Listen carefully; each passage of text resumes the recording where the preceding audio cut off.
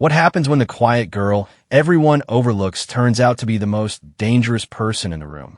When years of torment finally meet their match in someone who learned to fight back in the most unexpected way.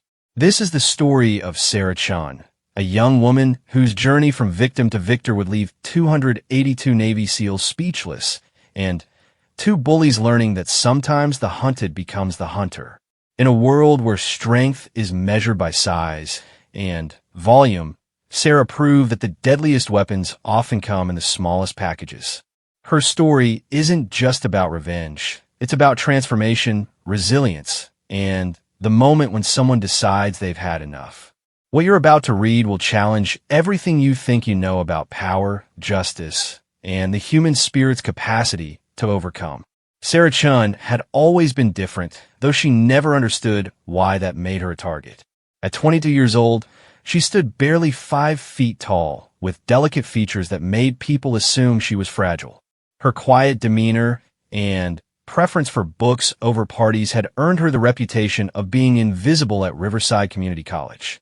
But invisible didn't mean safe, especially not from Derek Morrison and his best friend Jake Sullivan. Derek was everything Sarah wasn't. At 6 feet 4 inches tall with broad shoulders earned from years of high school football, he commanded attention wherever he went. His blonde hair was always perfectly styled, and his expensive clothes screamed privilege.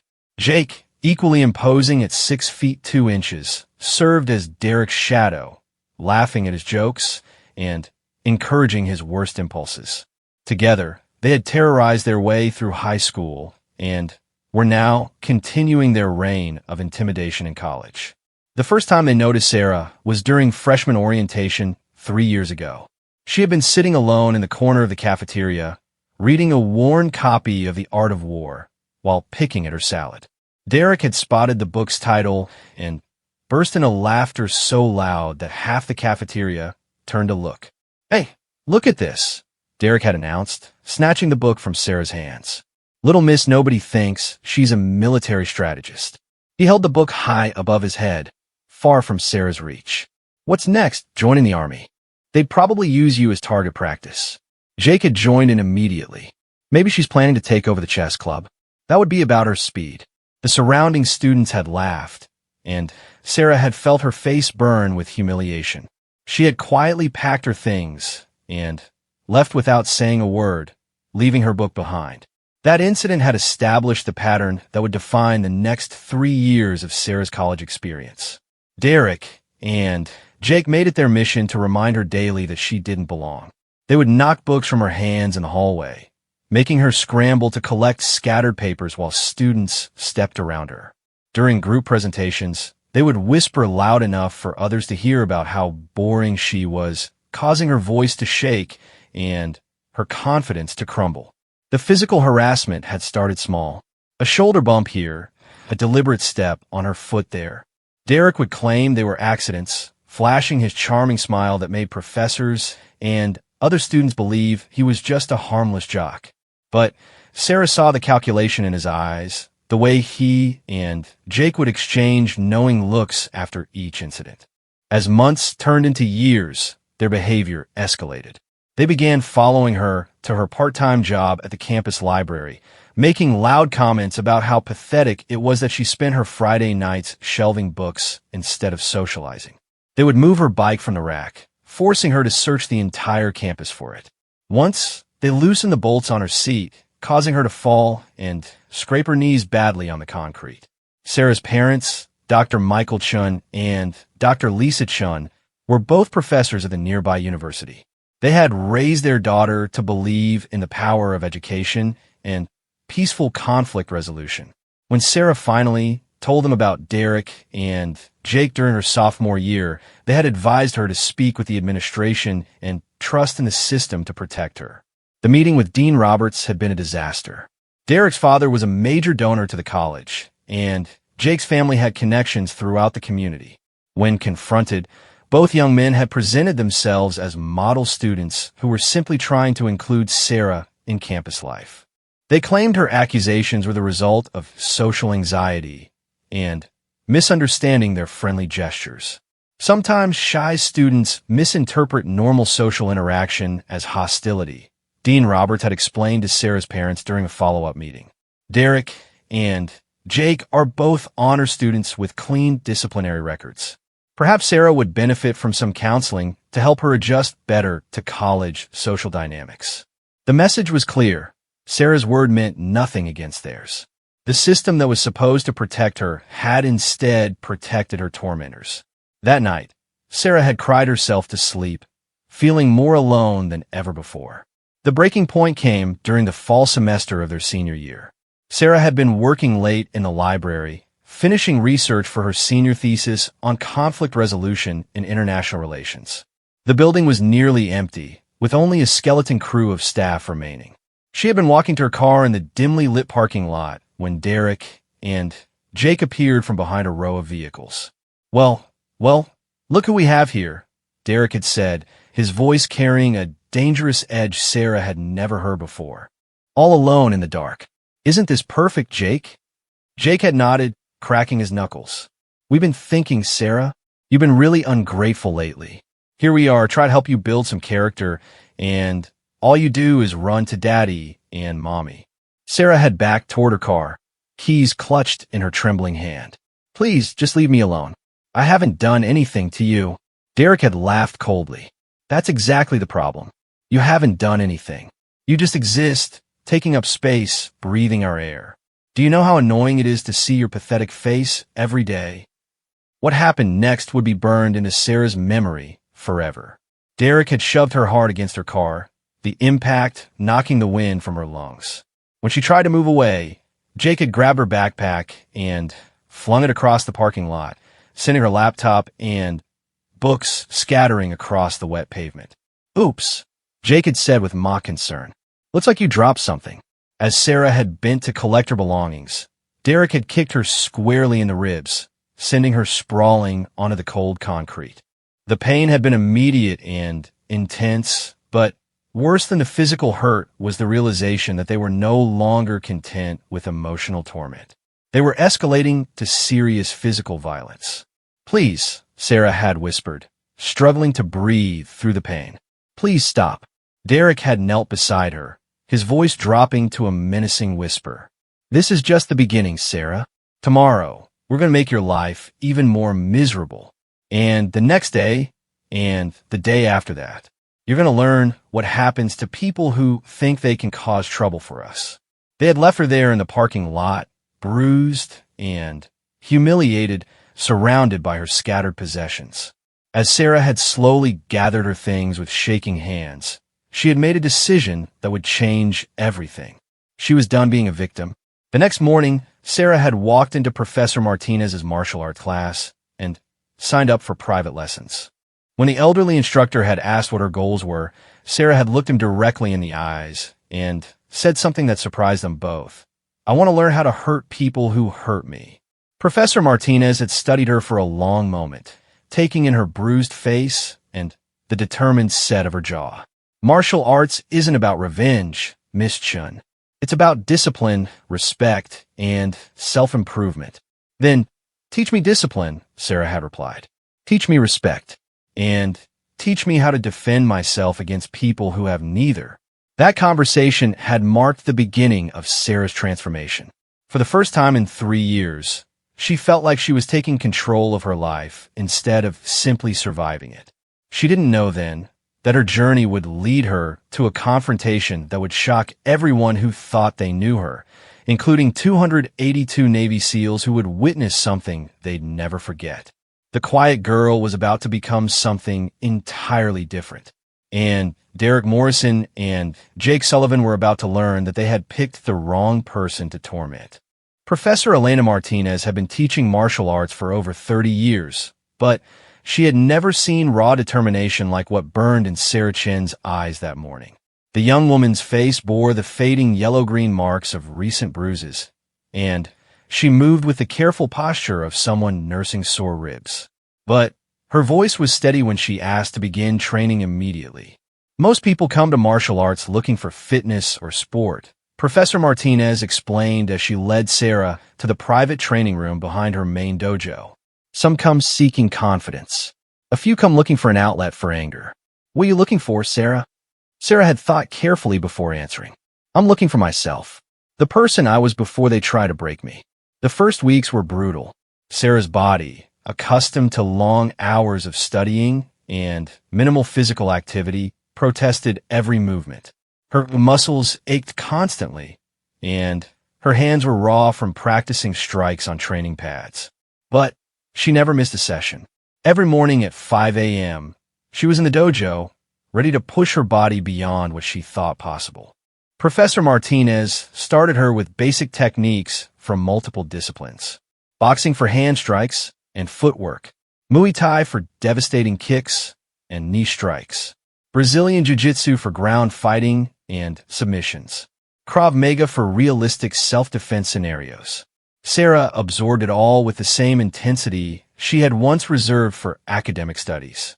Fighting isn't about size or strength, Professor Martinez would remind her during their sessions. It's about technique, timing, and the willingness to do what others won't. A smaller fighter who understands leverage and anatomy can defeat someone twice their size. Sarah proved to be an exceptional student. Her academic background had taught her to analyze and break down complex concepts systematically. She approached martial arts the same way, studying not just the physical techniques, but the principles behind them. She read books on combat psychology, watched footage of professional fighters, and studied anatomy texts to understand precisely where and how to inflict maximum damage. Meanwhile, Derek and Jake had noticed Sarah's absence from her usual haunts around campus. She no longer spent hours in the library's main study area where they could easily find her. Her schedules seemed to have changed, making their harassment campaigns more difficult to execute. Where the hell is she hiding? Derek complained to Jake one afternoon as they searched the campus coffee shop where Sarah used to do homework. It's like she disappeared. Jake shrugged. Maybe she finally got the message and transferred schools. Good riddance. But Derek wasn't satisfied with Sarah simply disappearing. Her absence felt like a victory he hadn't properly earned. He wanted to see her break completely, to watch her cry and beg in front of an audience. Her mysterious absence only fueled his obsession with finding and tormenting her. What they didn't know was that Sarah was undergoing a complete transformation just a few miles away at Professor Martinez's dojo. After 2 months of intense training, the changes were becoming visible. Her body was lean and strong, her movements precise and controlled. But more importantly, her mindset had shifted entirely. The scared, cowering girl who had been shoved in parking lots was evolving into someone else entirely. Sarah began carrying herself differently. Her posture was straight and confident. Her eyes, once downcast and avoidant, now met people's gazes directly. She had found not just physical strength, but mental fortitude she never knew she possessed. Professor Martinez noticed the change during a particularly intense sparring session. Sarah was practicing against Marcus, a brown belt who outweighed her by 80 pounds. Instead of backing away from his aggressive attacks, she stayed calm and used his momentum against him, throwing him to the mat with a perfectly executed hip toss. Again, Sarah said, helping Marcus to his feet. There was no malice in her voice, just focused determination. After the session, Professor Martinez pulled Sarah aside. You're ready for the next level of training. But I need to ask you something first. What are you planning to do with these skills? Sarah met her instructor's gaze steadily. I'm planning to never be a victim again. And your tormentors? What about them? Sarah was quiet for a long moment. They made a choice to hurt me. If they make that choice again, they'll face the consequences. Professor Martinez nodded slowly. She had seen this moment in many of her students, the point where they realized they possessed the power to fight back. Remember, with great power comes great responsibility. Use your skills wisely. That weekend, Sarah made her first public appearance on campus in months. She walked into the student union building during peak hours, knowing Derek and Jake would likely be there. She wasn't hiding anymore. She didn't have to wait long. Derek spotted her almost immediately, nudging Jake and pointing in her direction. But as they approached, something made them pause. Sarah wasn't hunched over books or trying to make herself invisible. She was sitting upright, calmly eating lunch, watching them approach with steady eyes. Well, Derek said, trying to recapture his usual mocking tone. Look who finally crawled out of whatever hole she's been hiding in. Sarah finished chewing her bite of sandwich before responding. Hello, Derek. Jake. Her voice was calm, almost pleasant. The lack of fear in her response threw them off balance. Derek had expected stammering apologies or frightened submission. Instead, Sarah seemed almost relaxed. You've been avoiding us, Jake said, trying to sound menacing. That's not very friendly. Sarah smiled slightly. I haven't been avoiding anything. I've been busy improving myself. You should try it sometime. The casual dismissal in her tone sparked Derek's anger. He reached out to grab Sarah's water bottle, intending to dump it over her head as he had done with her books so many times before. But something unexpected happened. Sarah's hand moved faster than Derek thought possible, intercepting his wrist in a grip that felt like iron. For a moment, they were locked in that position. Derek's hand frozen inches from the water bottle, Sarah's fingers wrapped around his wrist with surprising strength. I wouldn't do that if I were you, Sarah said quietly. Her voice was still calm, but there was something underneath it that made both young men suddenly uncomfortable. Derek tried to pull his hand free, but Sarah's grip was unbreakable. The casual ease with which she controlled his movement was shocking. After a few seconds, she released him, and Derek stumbled backward, rubbing his wrist. What the hell? He muttered, staring at the red marks where her fingers had pressed. Sarah gathered her things and stood up. As she prepared to leave, she turned back to them with that same slight smile. Derek, Jake, I want you to understand something. The scared little girl you've been tormenting for 3 years doesn't exist anymore. She's gone. In her place is someone you really don't want to mess with. I suggest you find new hobbies. With that, she walked away, leaving both young men staring after her in confusion and growing unease. That night, Derek couldn't stop thinking about the grip strength in Sarah's small hand or the complete lack of fear in her eyes. For the first time in their relationship, he felt like he had been the one who was threatened. She's probably taking some self-defense class, he told Jake over the phone. Thinks she's tough now. We'll show her how wrong she is. But Jake wasn't so sure. Did you see how fast she moved? And that grip, it was like she could have broken your wrist if she wanted to. Derek's pride wouldn't let him admit that Sarah had unsettled him. She's still just a tiny little bookworm. A few karate lessons don't make her dangerous. He was about to learn just how wrong he could be. The transformation Sarah had undergone wasn't just physical. Professor Martinez had taught her to think like a fighter, to assess threats, and respond appropriately. More importantly, she had learned to control her fear and use it as fuel rather than letting it paralyze her. As she walked across campus that evening, Sarah reflected on how different she felt from the person she had been just months earlier. The scared, helpless victim was truly gone. In her place was someone who understood her own power and wasn't afraid to use it when necessary. She hoped Derek and Jake would heed her warning and leave her alone. But deep down, she suspected they wouldn't be able to resist testing her newfound confidence. When that moment came, she would be ready.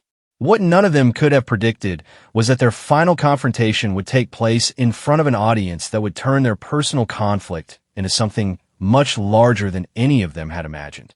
The weeks following Sarah's warning in the student union were marked by an uncomfortable tension that seemed to follow all three of them around campus. Derek Morrison couldn't shake the memory of Sarah's iron grip on his wrist or the complete absence of fear in her eyes. For someone who had built his identity around intimidating others, encountering someone who refused to be intimidated was deeply unsettling. Jake Sullivan noticed the change in his friend immediately. Derek had become obsessed with Sarah Chun in a way that went beyond their usual harassment campaigns. He would scan every room they entered, looking for her. He asked other students about her schedule and whereabouts. When they couldn't find her, Derek would become agitated and unfocused.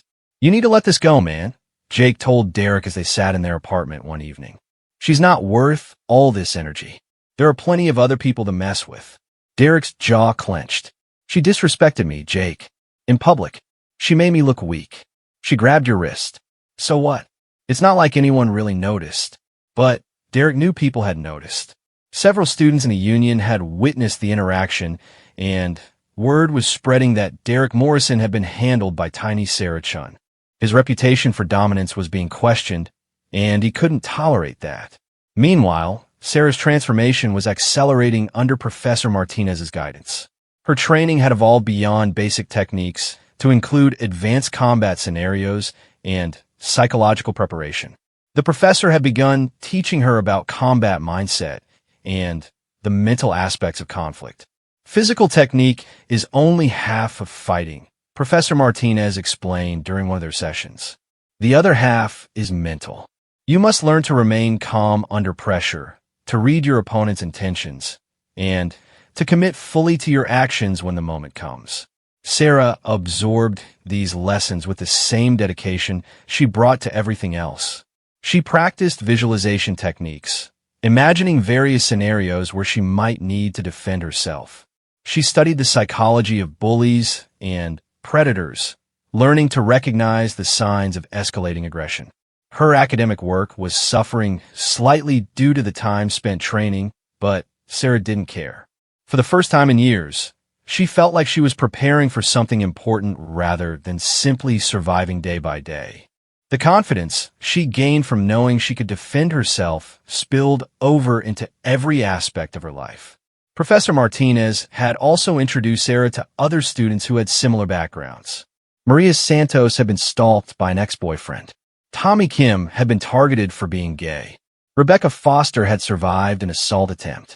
All of them had found their way to martial arts as a means of reclaiming their power. The thing about bullies, Maria explained to Sarah after a group training session, is they never expect their victims to fight back effectively. They're used to people being scared or submissive. When someone responds with skill and confidence, they don't know how to handle it. Sarah nodded, thinking about Derek's confused reaction in the student union. What happens when they escalate because you're not giving them the response they want? Rebecca answered that question. Then, you show them what escalation really looks like. But you do it smart, not angry. These conversations were teaching Sarah valuable lessons about conflict dynamics. She was learning that bullies often became more dangerous when their usual tactics failed, but they also became more reckless and predictable. The opportunity to test this knowledge came sooner than expected. Sarah was leaving the library late one Tuesday evening when she noticed Eric's car, following her slowly through the parking lot. She didn't change her pace or show any sign of concern, but her senses sharpened immediately. Derek pulled up beside her and rolled down his window. "Get in," he said, his voice carrying a tone of authority he was used to people obeying. Sarah stopped walking and turned to face him calmly. "No, thank you. I wasn't asking," Derek said, his voice hardening. "We need to talk." "Then talk," Sarah replied, staying exactly where she was. Derek's face flushed with anger. He had expected her to comply or at least show fear. Instead, she was treating his demand like a casual suggestion she could decline. "You've gotten too comfortable, Sarah. Too cocky. Someone needs to remind you of your place." Sarah smiled slightly. "And you think you're that someone?" The casual dismissal in her tone made Derek's anger spike. He threw the car in park and started to get out, but Sarah's next words stopped him. "Derek, if you get out of that car with the intention of threatening or harming me, you're going to regret it. I'm giving you a chance to drive away and pretend this conversation never happened." Derek paused, one foot on the ground. Something in Sarah's tone was different from their previous encounter. There was no bluffing or false bravado. She sounded like someone stating a simple fact. "You think I'm scared of you?" he said, trying to recapture his usual confidence. "I think you should be," Sarah replied matter-of-factly. For several long seconds, they stared at each other across the parking lot. Derek felt a chill run down his spine that he couldn't explain. The small young woman, standing 15 feet away, looked completely relaxed. But there was something in her posture that suggested she was ready for immediate action. Finally, Derek got back in his car. "This isn't over," he said through the window. "I hope for your sake that it is," Sarah replied. Then continued walking to her car as if nothing had happened. Derek drove away, feeling humiliated and confused. Twice now, Sarah had left him feeling like he was the one who had been threatened. His pride demanded that he reassert dominance, but something deeper was warning him that confronting her might be a mistake. The next day, Derek shared his frustration with Jake, embellishing the story to make himself sound more in control than he had felt. "She's definitely taking some kind of martial arts classes," Derek said. "But so what? She's still just a 90-pound girl. We can handle her." Jake wasn't entirely convinced, but he also couldn't stand to see his friend's confidence shattered. "What do you want to do?" Derek thought for a moment. "I want to humiliate her publicly. Make her look weak in front of people who matter. Show everyone that all this tough girl act is just pretending." What Derek didn't know was that Sarah's training had prepared her for exactly this scenario. Professor Martinez had warned her that bullies often escalated to public confrontations when private intimidation failed. "They want an audience because they believe it will work in their favor," the professor had explained. "But an audience can also work against them if you're prepared properly." Sarah had spent hours practicing techniques that were designed to end confrontations quickly and decisively. She had learned to remain calm under pressure and to use an opponent's expectations against them. Most importantly, she had developed the mental fortitude to follow through with her actions when the moment came. That moment was approaching faster than any of them realized. The college's annual Military Appreciation Day was scheduled for the following week, an event that would bring together current students, faculty, alumni, and special guests including active duty military personnel. Derek saw the event as the perfect opportunity for his public confrontation with Sarah. With hundreds of people present, including respected community members and military personnel, he would be able to humiliate her in front of an audience that mattered. He began planning carefully, wanting to ensure maximum impact. What Derek failed to consider was that the military personnel attending the event weren't just ceremonial guests. A full SEAL team from the nearby naval base would be conducting demonstration events and interacting with students interested in military careers. These were combat veterans who understood violence and conflict in ways that college bullies couldn't imagine. Sarah, meanwhile, was preparing for the event from a completely different perspective. She planned to attend as part of her senior thesis research on military leadership and conflict resolution. She had no idea that Derek was planning anything, but her months of training had made her constantly aware of her surroundings and potential threats. Professor Martinez had given her final advice that would prove crucial. Remember, if someone forces you to fight, make sure the fight ends immediately. Don't draw it out, don't showboat, and don't give them a chance to regroup. End it decisively and walk away. The stage was set for a confrontation that would shock everyone present and create a story that would be retold for years to come. Derek Morrison and Jake Sullivan thought they were planning to humiliate a helpless victim. Instead, they were about to discover that Sarah Chun was no longer helpless, and she was definitely not a victim. The quiet girl who had spent 3 years being tormented was about to show 282 Navy SEALs what she had learned about fighting back. Military Appreciation Day dawned crisp and clear, with a gentle breeze that carried the scent of autumn leaves across Riverside Community College's main quad. The campus was buzzing with unusual energy as students, faculty, community members, and military personnel gathered for what was always one of the year's most prestigious events. Sarah Chun arrived early, dressed in simple dark jeans and a navy blue sweater that allowed for full range of movement, a detail she had learned to consider automatically after months of training. She carried a small notebook for her thesis research and wore her hair pulled back in a practical ponytail. To casual observers, she looked like any other studious college senior attending an academic event. The centerpiece of the day was a large display area where Navy SEALs from the nearby Coronado base were demonstrating various aspects of their training and equipment. Commander David Hayes, a 20-year veteran with multiple combat deployments, was leading a team of 12 SEALs in presentations about military careers, physical fitness, and leadership under pressure. What made this event particularly special was that the entire SEAL class from the recent graduation ceremony was present. 282 elite warriors who represented the pinnacle of military training and discipline. They moved through the crowd with the quiet confidence of people who had proven themselves in the world's most demanding situations. Sarah positioned herself near the demonstration area, genuinely interested in observing how these military professionals carried themselves and interacted with civilians. Her thesis focused on conflict resolution, and she was curious about how people trained for combat approach peaceful situations. Derek Morrison and Jake Sullivan arrived with an entirely different agenda. Derek had spent the week planning what he considered the perfect public humiliation. With so many important people present, military personnel, community leaders, faculty, and students, he would have the ideal audience to witness Sarah's complete breakdown. "Remember the plan?"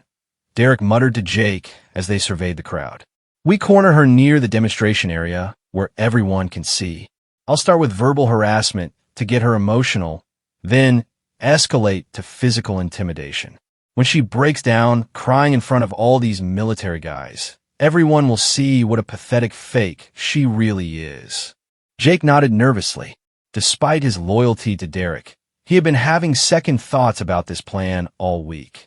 Something about Sarah's transformation had unsettled him more than he cared to admit. But Derek's confidence was infectious, and Jake couldn't bring himself to back down now. They spotted Sarah near the SEAL demonstration area, watching intently as Commander Hayes explained close-quarters combat techniques to a group of interested students. Derek's eyes lit up with malicious satisfaction. "Perfect," he whispered. "She's right where we want her." The two young men pushed through the crowd, Derek leading with the swagger that had intimidated countless students over the years. Several people noticed their approach, including some of the SEALs who were trained to be aware of their surroundings, even in peaceful settings. Sarah became aware of Derek and Jake's presence before they reached her, but she didn't turn around or show any sign of concern. Professor Martinez had taught her to use all her senses in potentially dangerous situations, and she could feel their hostile intent even before they spoke. Well, Derek said loudly enough for nearby people to hear. "Look who decided to show up to Military Day. Little Sarah Chun, pretending to be interested in things that require real courage." Sarah turned slowly to face them, her expression calm and neutral. "Hello, Derek. Jake. Enjoying the presentations?" Her casual, unruffled response immediately threw Derek off his planned script. He had expected her to show signs of stress or try to avoid confrontation. Instead, she was treating him like a mild inconvenience. "You don't belong here," Derek continued, raising his voice further. "This event is for people who understand what strength and courage actually mean, not pretend tough girls who hide behind fake confidence." By now, their raised voices were drawing attention from the surrounding crowd. Students began turning to watch the confrontation, and several SEALs subtly shifted their positions to get a better view of what was developing. Sarah remained perfectly calm. "I have as much right to be here as anyone else. If you have a problem with that, you're welcome to leave." Derek's face flushed red with anger. Her complete lack of fear was infuriating him beyond reason. "You think you're tough now? Think those little karate lessons make you dangerous?" "I think you should walk away," Sarah replied quietly. "Right now, while you still can."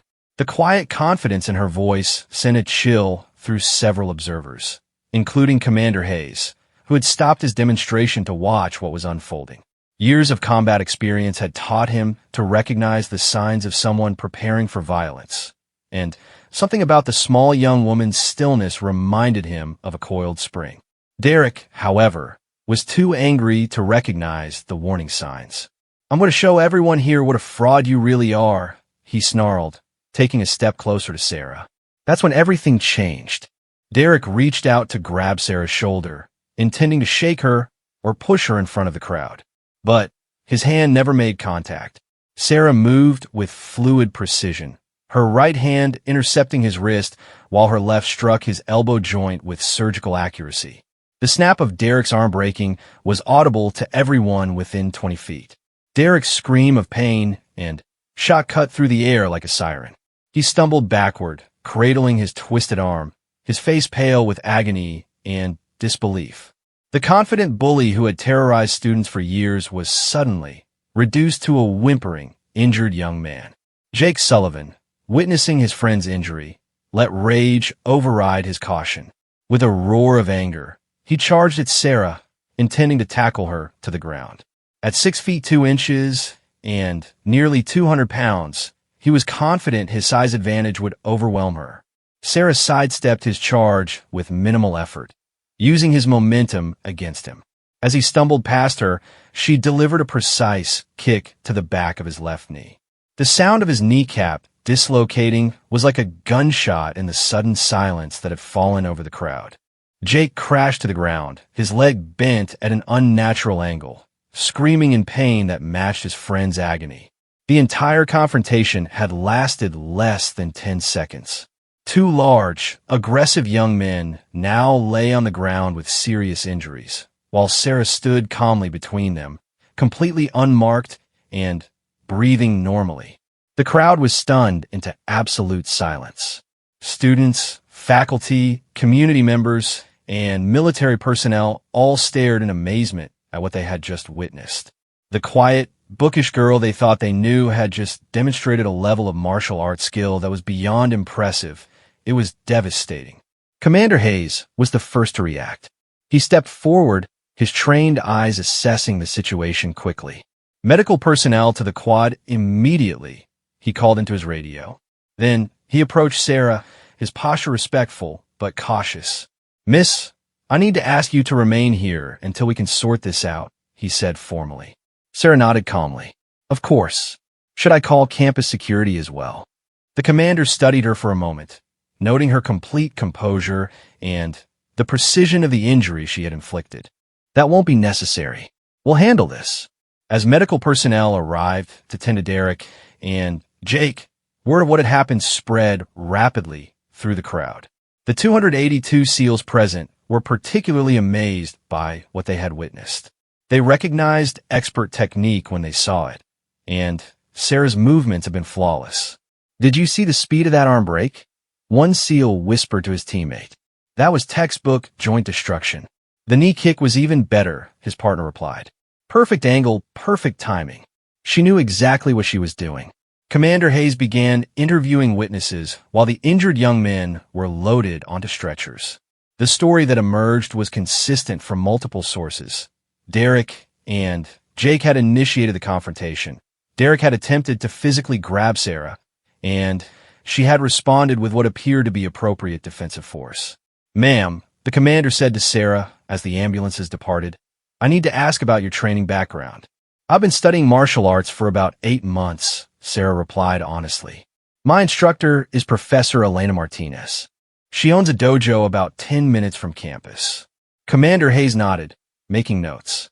He recognized the name. Professor Martinez had trained several military personnel over the years and had an excellent reputation. "Can you explain what happened here from your perspective?" Sarah's account was clear and factual. She described 3 years of harassment and escalating physical threats, her decision to learn self-defense, and her attempts to warn Derek away from confrontation. She explained that she had acted only when Derek attempted to grab her, and that her response was designed to stop the threat immediately. "I didn't want to hurt them," she concluded, "but they wouldn't listen to reason, and I wasn't going to let them hurt me anymore." Several SEALs who had witnessed the confrontation nodded approvingly. They understood the concept of appropriate force and recognized that Sarah had used exactly the level of violence necessary to end the threat. As the crowd began to disperse, many of the military personnel approached Sarah to express their respect for her skill and composure. Word was already spreading throughout the SEAL community about the college student who had demonstrated masterful technique under pressure. "That was some of the cleanest defensive work I've seen outside of professional training," one veteran told her. "You should be proud of how you handled yourself." Sarah accepted their praise graciously, but she felt no satisfaction in what had happened. She had hoped Derek and Jake would heed her warnings and leave her alone. Their injuries were the result of their own choices, but she took no pleasure in their pain. As the day's events wound down, Sarah reflected on how dramatically her life had changed. 8 months ago, she had been a frightened victim with no way to defend herself. Now she was someone who could handle dangerous situations with confidence and skill. But she also understood that this confrontation would have consequences that extended far beyond the immediate moment. Word of what had happened would spread throughout the campus and beyond. Her quiet anonymity was gone forever. The transformation was complete. Sarah Chun was no longer the helpless girl who could be bullied without consequence. She was something much more formidable, and everyone who had witnessed this day would remember exactly what happened when someone tried to hurt her. The 282 SEALs who watched her walk calmly away from the scene would tell this story for years to come. The day a tiny college student showed them what real warrior spirit looked like. The news of what happened at Military Appreciation Day spread through Riverside Community College like wildfire. By the next morning, everyone on campus had heard some version of the story about how Sarah Chun had broken Derek Morrison's arm and dislocated Jake Sullivan's knee in front of 282 Navy SEALs. The details varied depending on who was telling the story, but the core facts remained consistent and shocking. Sarah arrived at her morning classes to find herself the center of attention in a way she had never experienced before. Students who had ignored her for years now watched her with a mixture of awe, fear, and curiosity. Some whispered to their friends as she passed, while others simply stared in amazement at the young woman they thought they knew. Professor Williams paused his international relations lecture when Sarah entered the classroom, giving her a respectful nod before continuing his discussion of conflict resolution strategies. The irony wasn't lost on Sarah that she was studying peaceful solutions to international disputes while having just resolved her own conflict through decisive violence. During the break, several classmates approached her with questions and comments. Most were supportive, expressing admiration for her courage and skill. A few seemed nervous around her, as if they were afraid she might suddenly attack them for no reason. Sarah found their fear both understandable and sad. She had never wanted to be someone that others were afraid of. Sarah called Amy Rodriguez, a classmate who had always been friendly. "Is it true what everyone is saying? Did you really break Derek Morrison's arm?" Sarah considered her response carefully. The truth was already public knowledge, verified by dozens of witnesses, including military personnel. There was no point in denying or downplaying what had happened.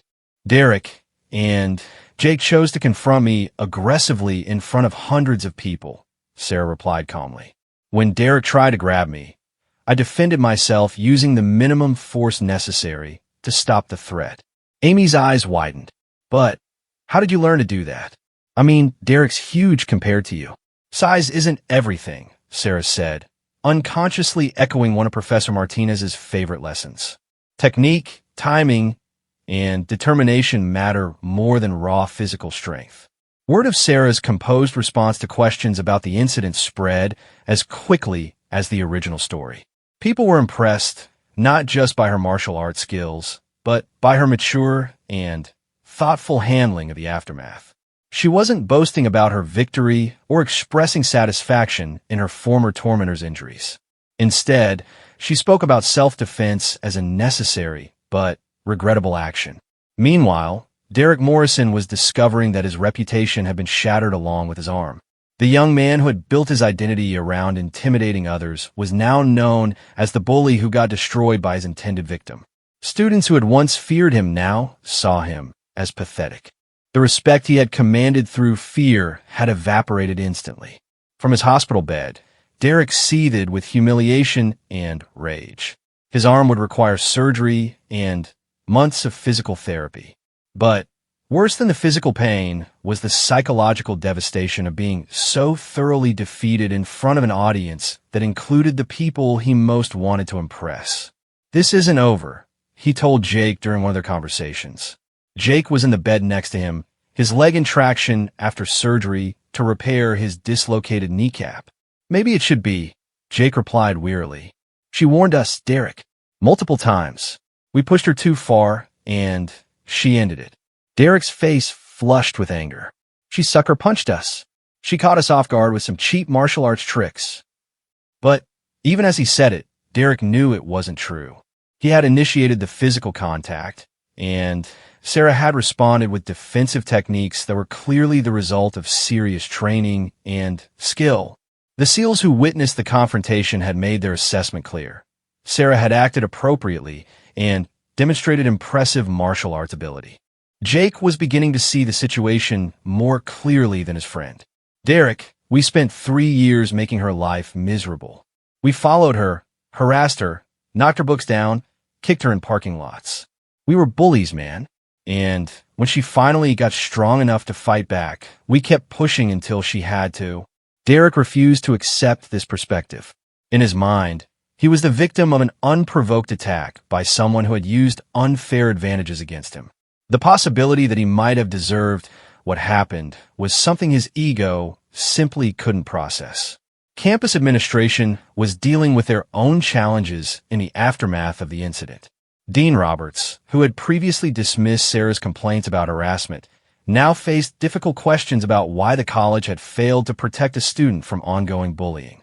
The incident report filed by Commander Hayes and corroborated by multiple military witnesses painted a clear picture of a defensive action by someone who had exhausted other options for protection. The fact that 282 Navy SEALs had witnessed and approved of Sarah's response carried significant weight in the investigation. Ms. Chun had documented a pattern of harassment and physical intimidation that our office failed to address adequately. Dean Roberts admitted during a meeting with Sarah's parents and college administrators. The incident at Military Appreciation Day was the predictable result of allowing that harassment to continue unchecked. Dr. Michael and Dr. Lisa Chun listened to the dean's explanation with grim satisfaction. They had urged Sarah to trust the system for protection, and that system had failed her completely. Only when she took matters into her own hands had the harassment finally stopped. Our daughter spent 3 years being tormented by those young men, Dr. Michael Chun said firmly. She tried every official channel for help and was dismissed or ignored. When they escalated to serious physical threats, she prepared herself to defend against them. The fact that she was so effective in that defense speaks to her dedication and intelligence, not to any wrongdoing on her part. The college's legal counsel had already advised that Sarah's actions were clearly within her rights of self-defense. The video footage from security cameras and testimony from dozens of witnesses, including respected military personnel, supported her account completely. Professor Martinez received a call from Commander Hayes 3 days after the incident. The SEAL commander wanted to discuss Sarah's training and the techniques she had demonstrated. Professor, I've been in combat situations around the world, and I've trained with some of the best martial artists in the military, Commander Hayes said. What your student demonstrated was exceptional. Her technique was flawless. Her composure under pressure was remarkable, and her use of appropriate force was textbook perfect. Professor Martinez smiled with pride. Sarah is an extraordinary student. She brought the same discipline and analytical approach to martial arts that she used in her academic studies. But more than that, she had the right motivation. She wanted to never be a victim again. Would she be interested in military service? The commander asked. We could use people with her combination of skills and character. Professor Martinez promised to pass along the inquiry, though she suspected Sarah would be more interested in using her abilities in civilian contexts. The media attention was unexpected, but significant. Local news stations picked up the story of the college student who had defended herself against 2 bullies in front of hundreds of military personnel. The video footage, while not showing the actual confrontation clearly, captured the aftermath and the respect shown to Sarah by the SEALs present. National martial arts publications wrote articles about the incident, praising Sarah's technique and using her story as an example of how proper training could enable anyone to defend themselves effectively. Several self-defense instructors contacted her to offer endorsement opportunities, which she politely declined. Sarah found herself in the unusual position of being famous for something she wished had never happened. She appreciated the support and recognition, but she would have preferred to complete her college career in quiet anonymity. The most significant change was in how other students treated her. The harassment that had defined her college experience for 3 years ended completely and permanently. Not only did people stop bothering her, but she found herself with a new kind of social status. Students sought her out for advice about dealing with bullies. Faculty members treated her with increased respect.